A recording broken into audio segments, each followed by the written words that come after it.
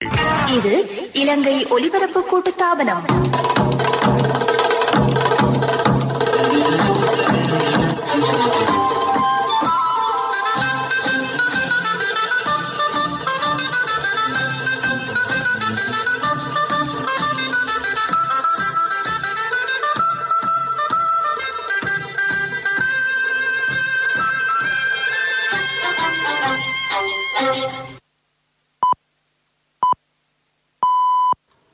நேரம் 6 மணி.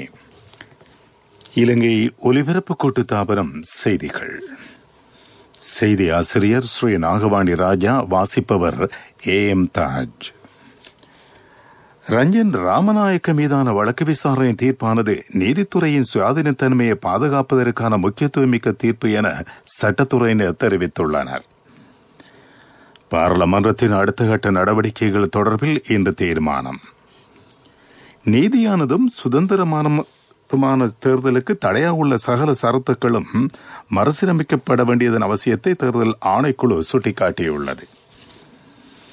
உலக கொரோனா தொற்றுக்கு மத்தியில் சிறந்த முறையில் பணியாற்றியமைக்காக கட்டுநாயக்க விமான நிலையத்திற்கு சர்வதேச விருது. இந்திய மத்திய அரசின் புதிய வேளாண்மை சட்டத்திற்கு உச்ச நீதிமன்றம் இடைக்கால தடை. இலங்கை இங்கிலாந்து அணிகளுக்கு இடையிலான முதலாவது டெஸ்ட் கிரிக்கெட் போட்டி நாளை ஆரம்பம்.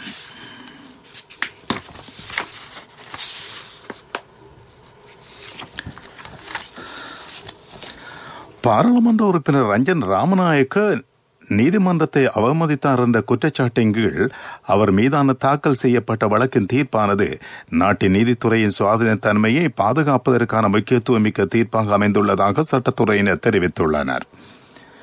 3 நீதியரசர்கள் கொண்ட குழாம் முன்னிலையில் வழக்கு விசாரணை இடம்பெற்று வந்த நிலையில் நேற்று தீர்ப்பு அறிவிக்கப்பட்டுள்ளது. அதன்படி ரஞ்சன் ராமநாயக்கவுக்கு 4 வருட கடூழிய சிறை தண்டனை விதிக்கப்பட்டது. இதன்படி அவரின் பாராளுமன்ற உறுப்பினர் பதவியும் பறிபோகும் என சட்ட வல்லுநர்கள் குறிப்பிட்டுள்ளனர். தேர்தல் சட்ட விதிமுறைகளை மறுசீரமைக்கும் பொழுது நீதியானதும் சுதந்திரமானதுமான தேர்தலுக்கு பாதிப்பாக உள்ள சகல சரத்துக்களும் மறுசீரமைக்கப்பட வேண்டும் என தேர்தல் ஆணைக்குழுவின் தலைவர் நிமல் புஞ்சியேவா தெரிவித்துள்ளார். தேர்தல் காலப்பகுதி மற்றும் தேர்தல் இடம்பெறும் வேளையில் ஊடகம், சுகாதாரம், சிறைச்சாலை போன்ற துறைகளில் உள்ளவர்களுக்கு வாய்ப்பளிப்பதற்கு சிக்கல் காணப்படுகிறது. இவை அனைத்தும் கருத்தில் கொள்ளப்பட்டு தேர்தல் சட்ட விதிமுறைகள் மறுசீரமைக்கப்பட வேண்டும் எனவும் அவர் குறிப்பிட்டுள்ளார். உலகளாவிய கொரோனா தொற்று பரவலுக்கு மத்தியில் தமது சேவையினை உரிய முறையில் மேற்கொண்டமைக்காக கட்டுநாயக்க சர்வதேச விமான நிலையத்திற்கு விருது கிடைக்கப்பெற்றுள்ளது. விமான பயணிகளை உரிய முறையில் வழிநடத்தியமை, சுகாதார பாதுகாப்பினை முறையாக மேற்கொண்டமை என்பவற்றை கருத்தில் கொண்டு சர்வதேச விமான நிலைய சபை இந்த விருதினை வழங்கியுள்ளது.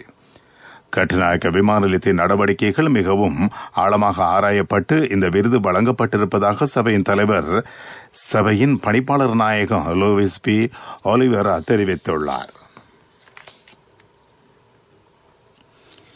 எதிர்வரும் 21ஆம் தேதியிலிருந்து விமான நிலையத்தை திறப்பதற்கான அனைத்து நடவடிக்கைகளும் தற்சமயம் மேற்கொள்ளப்பட்டுள்ளதாக சுற்றுலாத்துறை அமைச்சர் பிரசன்ன ரணதுங்க தெரிவித்துள்ளார். சுகாதார வழிமுறைகளுக்கு அமைய சுற்றுலா பயணிகளை நாட்டுக்கு அழைத்து வருவதற்கு நடவடிக்கை எடுக்கப்பட்டு வருகிறது. வெளிநாட்டு சுற்றுலா பயணிகளை நாட்டுக்கு அழைத்து வரப்படும் பொழுது பொதுமக்களின் பாதுகாப்பை உறுதிப்படுத்துவதற்கான நடவடிக்கைகள் மேற்கொள்ளப்பட்டுள்ளதாகவும் அமைச்சர் குறிப்பிட்டுள்ளார். நாட்டில் COVID-19 தொற்று காரணமாக மேலும் 4 பேர் உயிரிழந்துள்ளனர். அதன்படி நாட்டில் கொரோனா தொற்று காரணமாக உயிரிழந்தவர்களின் எண்ணிக்கை 244 அதிகரித்துள்ளது. கொழும்பு 13, கொட்டாஞ்சேனை பிரதேசத்தைச் சேர்ந்த 82 வயதான பெண் ஒருவர் கொழும்பு தேசிய வைத்தியசாலையில் COVID-19 தொற்றாளராக அடையாளம் காணப்பட்டதை தொடர்ந்து தேசிய தொற்றுநோய் வைத்தியசாலையில் மாற்றப்பட்டு அங்கு உயிரிழந்தார். அங்வல்ல பிரதேசத்தைச் சேர்ந்த 47 வயதான ஆணொருவர் கொழும்பு தேசிய வைத்தியசாலையில் COVID-19 தொற்றாளராக அடையாளம் காணப்பட்டதை தொடர்ந்து ஆமாகம ஆதார வைத்தியசாலைக்கு மாற்றப்பட்ட நிலையில் உயிரிழந்தார். மாத்தளை பிரதேசத்தைச் சேர்ந்த 84 வயதான பெண் ஒருவர் மாத்தளை பொது வைத்தியசாலையில் COVID-19 தொற்றாளராக அடையாளம் காணப்பட்டதை தொடர்ந்து தெல்தெனிய ஆதார வைத்தியசாலைக்கு மாற்றப்பட்டு அங்கு மரணமானார். வெள்ளம்பிட்டி பிரதேசத்தைச் சேர்ந்த 65 வயதான ஆணொருவர் கொழும்பு தேசிய வைத்தியசாலையில் COVID-19 தொற்றாளராக அடையாளம் காணப்பட்டதைத் தொடர்ந்து முல்லேறிய ஆதார வைத்தியசாலைக்கு மாற்றப்பட்டு அங்கு உயிரிழந்ததாகவும் அறிவிக்கப்பட்டுள்ளது. பெருந்தோட்ட தொழிலாளர்களின் சம்பள விவகாரம் குறித்து முத்தரப்பு பேச்சுவார்த்தை முன்னெடுக்கப்பட்டுள்ளதாக அமைச்சரவை இணை பேச்சாளரும் அமைச்சருமான உதய கம்மன்பில தெரிவித்துள்ளார். இந்த நிலையில் விரைவில் இறுதி தீர்மானம் அறிவிக்கப்படும் எனவும் அவர் குறிப்பிட்டுள்ளார். அரசாங்க தகவல் திணைக்களத்தில் நேற்று இடம்பெற்ற ஊடகவியலாளர் சந்திப்பில் கலந்து கொண்ட போதே அமைச்சர் இதனை தெரிவித்துள்ளார். பெருந்தோட்ட தொழிலாளர்களுக்கு 1000 ரூபாய் சம்பளம் வழங்க தீர்மானத்தை அரசாங்கம் மேற்கொண்டாலும் அதனை செயற்படுத்தும் பொறுப்பு தோட்ட கம்பெனிகளுக்குத்தான் உண்டு. 1000 ரூபாய் சம்பள விவகாரம் குறித்து தோட்ட கம்பெனிகள், தொழிற்சங்கங்கள் மற்றும் தொழில் அமைச்சு என முத்தரப்பு பேச்சுவார்த்தைகள் இடம்பெறுகின்றன. இந்த தீர்மானங்களை தொழில் அமைச்சர் நிமல் சிறிபாலடி சில்வா விரைவில் அறிவிப்பார் எனவும் அமைச்சர் உதய கமன் பில குறிப்பிட்டுள்ளார். நீங்கள் கேட்டுக்கொண்டிருப்பது இலங்கை ஒலிபரப்பு கூட்டுத்தாபனத்தின் செய்திகள்.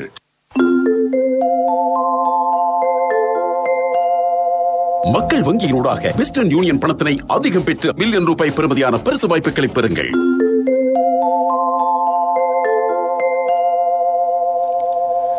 யாழ் மாவட்டத்தில் நிலவும் மழையுடன் கூடிய காலநிலை காரணமாக 358 குடும்பத்தை சேர்ந்த 1047 பேர் பாதிக்கப்பட்டுள்ளதாக மாவட்ட அனர்த்த முகாமைத்துவ பிரிவின் உதவி பணிப்பாளர் TN சூரியராஜ தெரிவித்துள்ளார். யாழ் குடாநாட்டில் பெய்த மழை காரணமாக 57 வீடுகள் பகுதியளவில் சேதமடைந்துள்ளதாகவும் அவர் குறிப்பிட்டார். தொடர்ச்சியாக மழையுடன் கூடிய காலநிலை நீடிப்பதன் காரணமாக பாதிக்கப்பட்டோர் எண்ணிக்கை மேலும் அதிகரிக்கலாம் என அவர் தெரிவித்தார். இதனிடையே மட்டக்களப்பு மாவட்டத்தில் தொடர்ந்து பெய்து வரும் கடைமழையினால் ஏற்பட்டுள்ள வெள்ளத்தினால் 5 பிரதேச செயலக பிரிவுகளில் 1452 குடும்பங்களைச் சேர்ந்த 4639 பேர் பாதிக்கப்பட்டுள்ளனர். அத்துடன் 3 முகாம்களில் 89 குடும்பங்களைச் சேர்ந்த 267 பேர் தங்க வைக்கப்பட்டுள்ளதுடன் 4 வீடுகள் சேதமடைந்துள்ளதாக மாவட்ட அரசாங்க அதிபர் கணபதி பிள்ளை கருணாகரன் தெரிவித்துள்ளார். ETA நிறுவனத்தின் பணிப்பாளர்கள் நால்வரையும் எதிர்வரும் 15ஆம் தேதி வரை விளக்கமறியல் வைக்குமாறு கொழும்பு மேலதிக நீதிவான் உத்தரவிட்டுள்ளார். ETA நிறுவனத்தின் பணிப்பாளர்களான நாலக எதிர்சிங்க, ஜீவக் எதிர்சிங்க, அஞ்சலி எதிர்சிங்க மற்றும் அசங்க எதிர்சிங்க ஆகியோர் குற்றப்புலனாய்வு திணைக்களத்தினால் அண்மையில் கைது செய்யப்பட்டிருந்தனர். இந்த நிறுவனத்தின் பணிப்பாளர்களை கைது செய்து நீதிமன்றத்தில் முன்னிலைப்படுத்துமாறு சட்டமா அதிபர் தப்பலடி லிவேரா குற்றப்புலனாய்வு திணைக்களத்துக்கு அறிவுறுத்தல் வழங்கியிருந்தமை குறிப்பிடத்தக்கது. 13.7 மில்லியன் ரூபாய் வைப்பு பணத்தை சட்டவிரோதமாக ஏற்றுக்கொண்டமை, முறைகேடாக பயன்படுத்தியமை மற்றும் பண மோசடி ஆகிய குற்றச்சாட்டுகளுக்கு அமைவாக அவர்கள் இவ்வாறு கைது செய்யப்பட்டுள்ளதாக தெரிவிக்கப்படுகிறது. உயர்நீதிமன்ற கட்டட தொகுதியில் பரவிய தீப்பரவலுக்கு பொறுப்பு கூற வேண்டியவர்கள் என நம்பப்படும் 5 சந்தேக நபர்கள் தொடர்பில் விசாரணைகள் ஆரம்பிக்கப்பட்டுள்ளன. உயர்நீதிமன்ற கட்டட தொகுதியில் பரவிய தீ மின்சார கசிவினால் அல்லது எரிபொருள் வீசப்பட்டதால் ஏற்பட்டது அல்ல என அரச ரசாயன பகுப்பாய்வாளரின் அறிக்கையினூடாக உறுதிப்படுத்தப்பட்டுள்ள நிலையில் இந்த 5 குறித்தும் விசாரணைகள் ஆரம்பிக்கப்பட்டுள்ளதாக போலீஸ் தகவல்கள் தெரிவித்துள்ளன.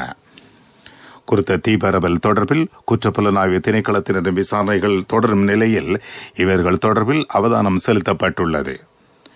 உயர்நீதிமன்ற கட்டடத்தில் சேதமடைந்து அகற்றப்பட்ட பொருட்கள் களஞ்சியப்பட்டிருந்த பகுதியில் கடந்த வருடம் டிசம்பர் 15ஆம் தேதி தீ பரவியமை குறிப்பிடத்தக்கது.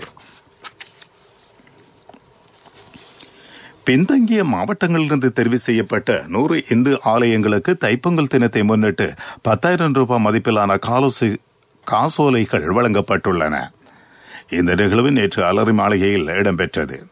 புது சாசன சமய மற்றும் கலாச்சார அலுவல்கள் அமைச்சர் என்ற வகையில் பிரதமர் மஹிந்த ராஜபக்சவின் எண்ணக்கருவுக்கமைய இந்த காசோலைகள் பகிர்ந்தளிக்கப்பட்டன. கொழும்பு, களுத்துறை, ரத்தினபுரி, கேகாலை மற்றும் கம்பா ஆகிய பகுதிகளில் ஆலயங்களுக்கு காசோலைகள் வழங்கப்பட்டதுடன் ஏனைய ஆலயங்களுக்கு காசோலை வழங்கும் நடவடிக்கை மாவட்ட ரீதியில் முன்னெடுக்கப்படும். நிகழ்வில் அமைச்சர் டக்ளஸ் தேவானந்தா, பாராளுமன்ற உறுப்பினர் சுரேன் ராகவன், பிரதமரின் பெருந்தோட்ட துறைக்கான ஒருங்கிணைப்பு செயலாளர் செந்தில் தொந்தமான், சர்வதேச இந்து மத விவகார செயலாளர் சிவஸ்ரீ ராமச்சந்திர குருக்கள், பாபு சர்மா உள்ளிட்ட பலர் கலந்து கொண்டனர்.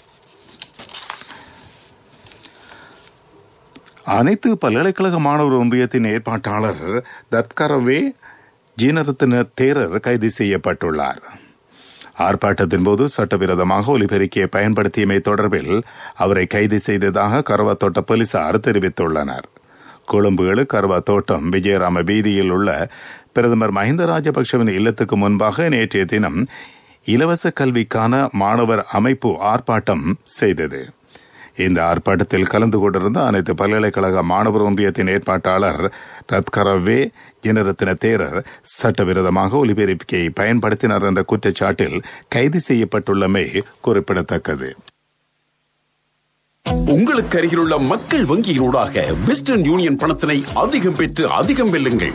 1 மில்லியன் ரூபாய் பெறுமதியான பரிசு வாய்ப்புகளை பெறுங்கள். சகல மாதமும் வெற்றியாளர்கள் 25 பேருக்கு 10,000 ரூபாய் பெறுமதியான பொருட்கள் பொதி. மக்கள் வங்கி கிளையில் வெஸ்டர்ன் யூனியன் பணத்தை அதிகம் பெற்றுக் கொள்ளுங்கள். 2021 ஜனவரி 31 வரை மாத்திரம். பிரதான செய்தி வழங்குவோர் ஒவ்வொரு வீட்டிலும் இருக்க வேண்டிய வீட்டு வைத்தியர் சித்தாலேப. அமைச்சர் வாசுதேவ நாணயக்கார, ராஜாங்க அமைச்சர் தயசிரி ஜெயசேகர மற்றும் பாராளுமன்ற உறுப்பினர் ரவுபக்கிம் ஆகியோருக்கு கொரோனா வைரஸ் தொற்று உறுதிப்படுத்தப்பட்டதை அடுத்து இவர்களுடன் நேரடி தொடர்பை பேணிய 31 பாராளுமன்ற உறுப்பினர்கள் மற்றும் 15 பாராளுமன்ற அதிகாரிகளை தனிமைப்படுத்தப்பட்டுள்ளனர். இந்த நிலையில் இன்றும் எதிர்வரும் வெள்ளிக்கிழமையும் பாராளுமன்ற உறுப்பினர்கள் சகலருக்கும் கண்டிப்பாக PCR பரிசோதனைகளை செய்து கொள்ள வேண்டும் என சபாநாயகரினால் அறிவிக்கப்பட்டுள்ளது. பாராளுமன்றத்தின் அடுத்த கட்ட நடவடிக்கைகள் தொடர்பில் இன்று தீர்மானிக்கப்படும் எனவும் அவர் குறிப்பிட்டுள்ளார். பாராளுமன்ற உறுப்பினர் ரவுபக்கிம் மற்றும் ராஜாங்க அமைச்சர் தயசிரி ஜெயசேகர் ஆகியோருக்கு கொரோனா வைரஸ் தொற்று உறுதிப்படுத்தப்பட்டதை அடுத்து அமைச்சர் வாசுதேவ நாணயக்காராவுக்கும் கொரோனா வைரஸ் தொற்று இருப்பது உறுதிப்படுத்தப்பட்டுள்ளது. அதேபோல் பிரதமரின் இணைப்பு செயலாளர் குமாரஸ்ரீ ஹெட்டிகேவுக்கும் கொரோனா வைரஸ் தொற்று உறுதிப்படுத்தப்பட்டுள்ளது. இதனை அடுத்து பாராளுமன்ற உறுப்பினர் ரவுபக்கிம் மற்றும் ராஜாங்க அமைச்சர் தயசிரி ஜெயசேகருடன் நேரடியாக தொடர்பட்ட நபர்கள் என 21 பாராளுமன்ற உறுப்பினர்கள் தனிமைப்படுத்தலுக்கு உட்படுத்தப்பட்டு அவர்களுக்கு PCR பரிசோதனைகளை மேற்கொள்ளவும் நடவடிக்கை எடுக்கப்பட்டுள்ளது. அவர்களின் பெரும்பாலானவர்கள் தமக்கான PCR பரிசோதனைகளை செய்ததில் அவர்கள் தொற்றாளர்கள் இல்லை என்பதை உறுதிப்படுத்தியுள்ளனர். எனினும் அவர்கள் அனைவரும் தனிமைப்படுத்தலில் இருக்குமாறு சுகாதார அதிகாரிகள் வலியுறுத்தியுள்ளனர்.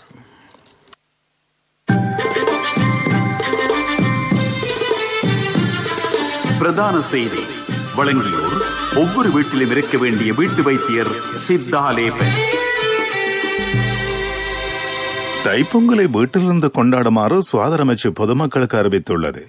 நாளை தினம் கொண்டாடவுள்ள தைப்பொங்கல் தினத்தை முன்னிட்டு வீதிகளில் பயணம் செய்வதை தவிர்த்து வீட்டில் இருந்தவாறு கொண்டாடுமாறு சுகாதார சேவைகள் பணிப்பாளர் நாயகம் அசல குணவர்தன தெரிவித்துள்ளார். கொரோனா தொற்று பரவலுக்கு மத்தியில் இந்த முறை தைப்பொங்கல் பண்டிகை கொண்டாடப்படுகிறது. அதனை கருத்தில் கொண்டு சகலரும் பொறுப்புடன் செயற்பட வேண்டியது அவசியம் எனவும் அவர் குறிப்பிட்டுள்ளார். வாழ்வின் முதலடி வைக்கும் நாள் முதல் நம்பிக்கையின் முதல்வன் உங்களுடன் சகலத்தையும் பெற்றுக் கொள்ளும் ஒரே இடம் பீப்பிள்ஸ் லீசிங், நம்பிக்கையின் முதல்வன். உலக செய்திகள் அனுசரணை வழங்குவோர் பீப்பிள்ஸ் லீசிங், நம்பிக்கையின் முதல்வன். இந்திய மத்திய அரசின் புதிய வேளாண்மை சட்டத்திற்கு உச்சநீதிமன்றம் இடைக்கால தடை விதித்துள்ளது. மத்திய அரசாங்கத்தின் 3 வேளாண்மை திருத்த சட்டங்களுக்கும் இடைக்கால தடை விதிக்கப்பட்டுள்ளது. விவசாயிகள் தொடர் போராட்டத்தில் ஈடுபட்டுள்ள நிலையிலே நீதிமன்றம் இந்த அறிவிப்பை வெளியிட்டுள்ளது. மத்திய அரசு கொண்டு வந்துள்ள 3 வேளாண் திருத்த சட்டங்களையும் திரும்பப் பெற வலியுறுத்தி டெல்லி எல்லையில் 48 நாட்களாக விவசாயிகள் தொடர்ந்து போராடி வருகின்றனர். இந்த நிலையில் மத்திய அரசு விவசாயிகளுடன் நடத்திய பலகட்ட பேச்சுவார்த்தைகளும் தோல்வியில் முடிந்துள்ளன. விவசாய சட்டங்களை திரும்பப் பெற வேண்டும் என்பதையே போராடும் விவசாயிகள் தொடர்ந்தும் வலியுறுத்தி வருகின்றனர். இந்த நிலையில் மத்திய அரசு கொண்டு வந்த 3 வேளாண் திருத்த சட்டங்களுக்கும் இடைக்கால தடையை விதித்து உச்சநீதிமன்றம் உத்தரவிட்டுள்ளது. ஜெர்மனியில் கொரோனா பரவலை கட்டுப்படுத்த மார்ச் மாதம் வரை கட்டுப்பாடுகள் தொடரும் என்று அந்த நாட்டின் சான்சலர் ஏஞ்சலா மெர்க்கல் தெரிவித்துள்ளார். ஜெர்மனியில் கடந்த சில நாட்களாக கொரோனா தொற்று அதிகரித்து வருகிறது. நேற்று மாத்திரம் 11,000க்கும் அதிகமானவர்கள் கொரோனா தொற்றால் பாதிக்கப்பட்டுள்ளனர். எனவே கொரோனா பரவலை கட்டுப்படுத்த ஏஞ்சலா மெர்க்கல் தலைமையில் அமைச்சரவை கூட்டம் இடம்பெற்றது. அதன் போதே இந்த தீர்மானம் மேற்கொள்ளப்பட்டிருக்கிறது. வாழ்வின் முதலடி வைக்கும் நாள் முதல் நம்பிக்கையின் முதல்வன் உங்களுடன். சகலத்தையும் பெற்றுக்கொள்ளும் ஒரே இடம் பீப்பிள்ஸ் லீசிங், நம்பிக்கையின் முதல்வன். அபிவிருத்தி செய்திகள். கொழும்பு தேசிய வைத்தியசாலையில் நிர்மாணிக்கப்பட்டுள்ள PCR பரிசோதனை கூடத்தினூடாக நாளொன்றுக்கு 200 பரிசோதனைகளை மேற்கொள்வதற்கான வாய்ப்பு ஏற்பட்டுள்ளது. நேற்று முதல் இந்த வைத்தியசாலையில் பரிசோதனை நடவடிக்கைகள் ஆரம்பிக்கப்பட்டுள்ளன. இதுவரையில் கொழும்பு தேசிய வைத்தியசாலையில் முன்னெடுக்கப்படும் PCR பரிசோதனை மாதிரிகள் மருத்துவ ஆய்வகம் அல்லது முல்லெரிய வைத்தியசாலைக்கு அனுப்பப்பட்டு வந்தன. எனினும் எதிர்வரும் நாட்களில் 5 மணித்தியாலங்களுக்குள் பரிசோதனை முடிவுகளை பெற்றுக்கொள்ள முடியும். குறித்த பரிசோதனை கூடத்தை அமைப்பதற்காக 13 மில்லியன் ரூபாய் பெறுமதியான உபகரணங்கள் திசடி சில்வா அமைப்பினாலும் 50 லட்சம் ரூபாய் பெறுமதியான PCR இயந்திரம் ஹேமாஸ் நிறுவனத்தினாலும் வழங்கப்பட்டுள்ளமை குறிப்பிடத்தக்கது. விளையாட்டுச் செய்திகள். சுற்றுலா இங்கிலாந்து அணிக்கும் இலங்கை அணிக்கும் இடையிலான முதலாவது டெஸ்ட் கிரிக்கெட் போட்டி நாளை ஆரம்பமாக உள்ளது. காலியில் இந்த போட்டி இடம்பெறும். சுகாதார பாதுகாப்பு விதிமுறைகள் முழுமையாக பின்பற்றப்படும் என ஸ்ரீலங்கா கிரிக்கெட் நிறுவனம் அறிவித்துள்ளது. வர்த்தக செய்தி. டெஸ்லா நிறுவனம் இந்தியாவில் உற்பத்தி மற்றும் விற்பனை மையங்களை இந்த ஆண்டு ஆரம்பிக்க உள்ளது. இதற்காக இந்தியாவில் உள்ள 5 மாநில அரசுகளுடன் பேச்சுவார்த்தை நடத்தி வருவதாக அந்த நிறுவனத்தின் நிறுவனர் அலான் மாஸ்க் தெரிவித்துள்ளார். பொருளாதார செய்திகள் அனுசரணை. இப்போதான் சந்தோஷமா பள்ளிக்கூடம் போறாள். எல்லாம் நீங்கள் சைக்கிள் வாங்கி கொடுத்ததால. LOLC கிரெடிட் கார்டு இருந்ததால நினைச்ச உடனே வாங்கி கொடுக்க கூடியதா இருந்துச்சு. LOLC ஃபைனான்ஸ் கடன் அட்டை உங்களை மேலும் உயர்த்திட. படைப்புழு காரணமாக சோளச்செய்கைக்கு ஏற்பட்டுள்ள சேதங்களை இந்த போகம் நிறைவு பெற்றதன் பின்னர் மதிப்பீடு செய்து இழப்பீடு வழங்க நடவடிக்கை எடுப்பதாக ராஜாங்க அமைச்சர் ஜனக வக்கும்புர தெரிவித்துள்ளார். அறுவடையின் பின்னரே சேதங்களை மதிப்பீடு செய்ய முடியும். எதிர்வரும் போகத்தில் ஒரே காலப்பகுதியில் சோளச்செய்கையை ஆரம்பிக்க விவசாயிகள் அறிவுறுத்தப்பட உள்ளனர். இந்த முறை செய்கை தாமதம் அடைந்தமை இந்த படைப்புழுவின் தாக்கத்துக்கு ஒரு காரணமாகும். இந்த அனைத்து துறைகளையும் நிவர்த்தி செய்து எதிர்வரும் போகத்தில் பயிற்சியின் நடவடிக்கைகளை முன்னெடுப்பது பற்றி விவசாயிகளுக்கு தெளிவுபடுத்தப்படும் எனவும் ராஜாங்க அமைச்சர் குறிப்பிட்டுள்ளார். ஐயோ என்னப்பா இவங்க போக மாட்டேங்கிறாங்களே. ஏய் அந்த வாகனம் ராஜா அண்ணே. தம்பி என்ன அவசரமா? இல்ல அண்ணே, இப்ப காசு தான் அவசரம். உண்மையாவா? காசு அவசரம்னாலும் தம்பி அவசரப்படாதீங்க. எந்த ஒரு LOLC ஃபைனான்ஸ் கிளையிலும் 3-wheel புத்தகத்தை வச்சு காசை வாங்கி கொள்ளுங்க. LOLC ஃபைனான்ஸ் வீல் புத்தகத்துக்கு கேஷ், 3-wheel புத்தகத்துக்கு உடனடியாக கையில் கேஷ்.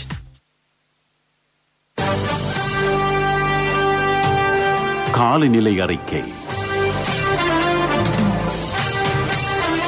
வளிமண்டலவியல் திணைக்களம் கடும் காற்று மற்றும் கொந்தளிப்பான கடல் குறித்த எச்சரிக்கை அறிவிப்பொன்றை விடுத்துள்ளது. இந்த அறிவித்தல் இன்று முற்பகல் 10 மணி வரை அமலில் இருக்கும்.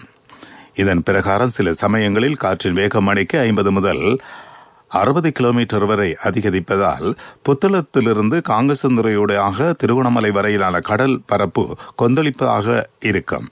இது பற்றி கடற்தொழிலாளர்களும் கடல் போக்குவரத்தில் ஈடுபடுவோரும் கவனமாக இருக்க வேண்டும் என வளிமண்டல திணைக்களம் தெரிவித்துள்ளது. மீண்டும் தலைப்புச் செய்திகள். ரஞ்சன் ராமநாயக்க மீதான வழக்கு விசாரணை தீர்ப்பானது நீதித்துறையின் சுயாதீனத்தன்மையை பாதுகாப்பதற்கான முக்கியத்துவமிக்க தீர்ப்பு என சட்டத்துறையினர் தெரிவித்துள்ளனர். பாராளுமன்றத்தின் அடுத்த கட்ட நடவடிக்கைகள் தொடர்பில் இந்த தீர்மானம். நீதியானதும் சுதந்திரமானதுமான தேர்தலுக்கு தடையாக உள்ள சகல சரத்துகளும் மறுசீரமைக்கப்பட வேண்டியதன் அவசியத்தை தேர்தல்கள் ஆணைக்குழு சுட்டிக்காட்டியுள்ளது. உலக கொரோனா தொற்றுக்கு மத்தியில் சிறந்த முறையில் பணியாற்றியமைக்காக கட்டநாயக்க விமான நிலையத்துக்கு சர்வதேச விருது. இந்திய மத்திய அரசின் புதிய வேளாண்மை சட்டத்திற்கு உச்சநீதிமன்றம் இடைக்கால தடை. இலங்கை இங்கிலாந்து அணிகளுக்கு இடையிலான முதலாவது டெஸ்ட் கிரிக்கெட் போட்டி நாளை ஆரம்பம். இத்துடன் செய்திகள் முடிவடைந்தன.